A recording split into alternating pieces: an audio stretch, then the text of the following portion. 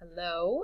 Today we are going to be looking at a simulation that will show you information about plate tectonics. So hopefully by the end of this you'll be able to describe some differences between oceanic and continental crust.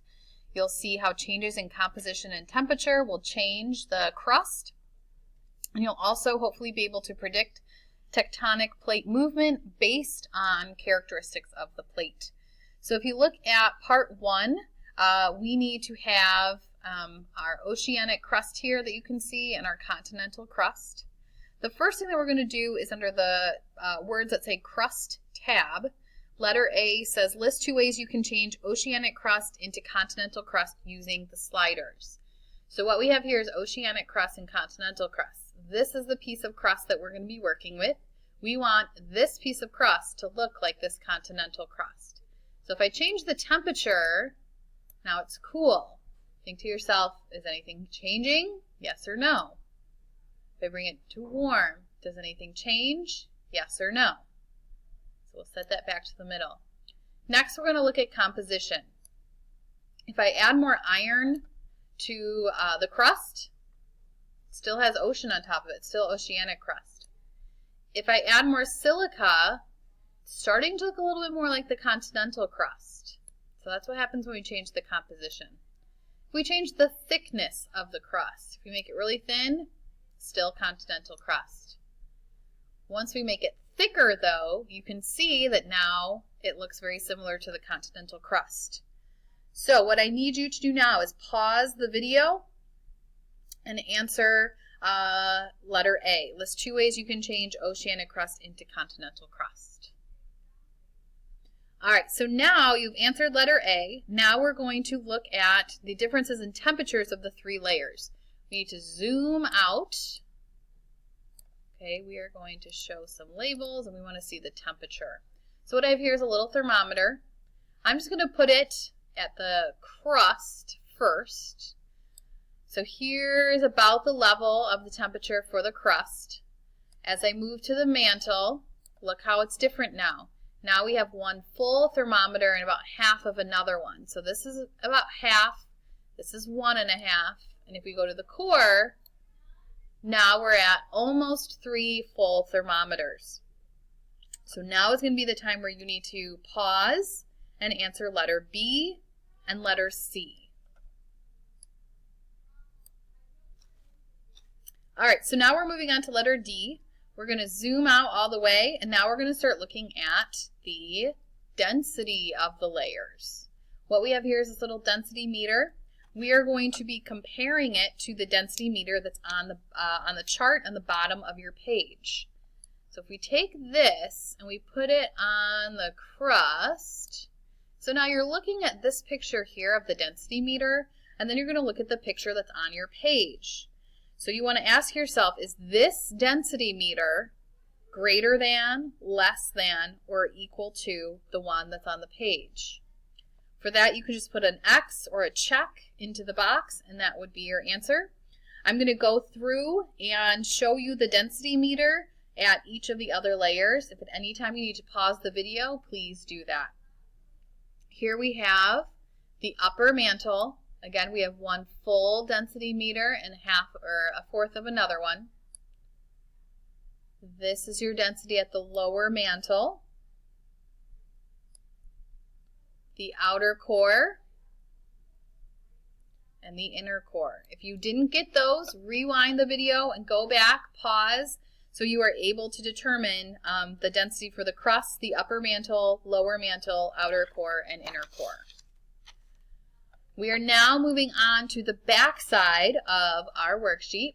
So now we're going to look at plate motion. We want to show labels. We are first going to start with oceanic crust and continental crust. Okay? We can show the seawater as well. We're going to take this and we're going to create a plate movement where the oceanic crust is converging with the continental crust. That was a little clue for a question that's coming up. So let's see what happens.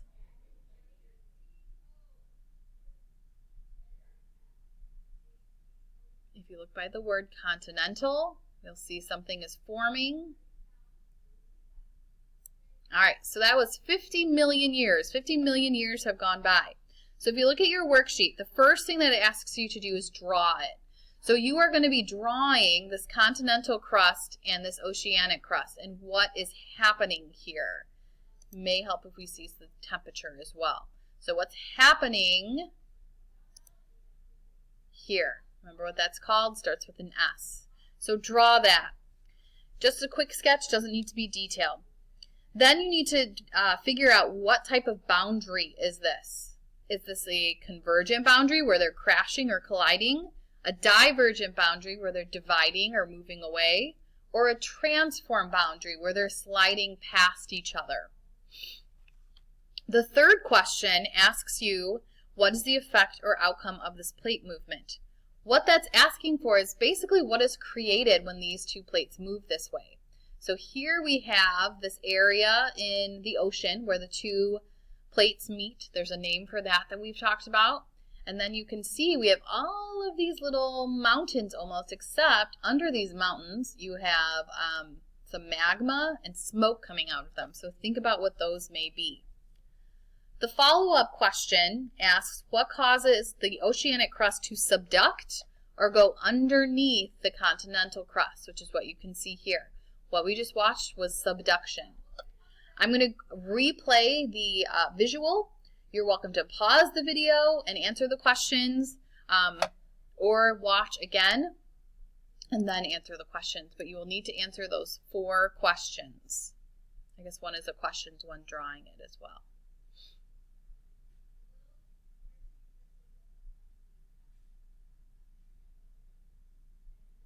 All right, please pause the video. Make sure example 1 is completely filled out, and then we are going to move on to example 2. All right, we are now on to example 2. Example 2 asks us to bring 2 old oceanic crusts. There we go. We are moving this in the direction of the red arrow. So now, if you notice, the old oceanic crust used to be here. They used to be touching.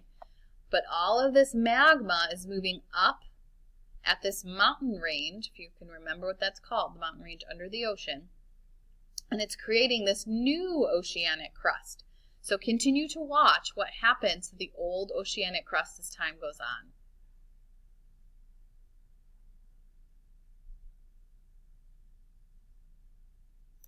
All right, so please pause the video at this point. Answer those questions. The follow-up question for this one is, what does the new, or where does the new crust come from? Where does the old crust go? So think about what this layer of the earth is called, and that should help you. All right, so now we are going on to example 3. We need 2 continental crusts. We are going to drag them in this direction, and let's see what happens.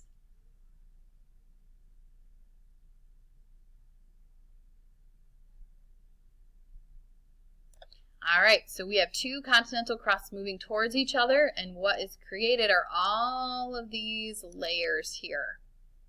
You might recognize these as something you'll see in Colorado, the Rockies, the Appalachians. We have lots of these in the United States, just not a lot in the Midwest. What you need to do now is pause the video. Fill out example 3. You're drawing what you see. You're identifying the type of boundary, telling us what is created because of this plate movement. And for the follow-up question this time, it says, why do you make the formation that you do? So what this is asking is, when these 2 plates, when these 2 continental plates move towards each other, why does it create what you've created here? Why are those big rock formations created? Think about subduction and the density of the crusts in your answer. Pause, and then we'll move on to example 4. All right, so we are now on to example 4, our first example. We need 2 continental crusts onto the screen. We're going to move them in the direction of the blue arrow.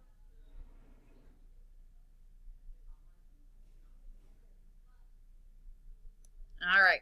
So let me just show us some labels here. Excuse me.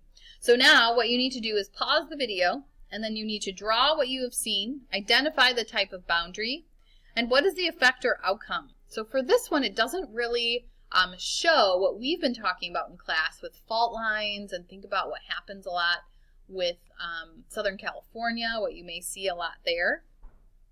And the last question asks you again, why do you make that formation? Why is this formation created during this plate movement? So pause, answer the final question, and then you should be complete with this worksheet. Thank you for watching.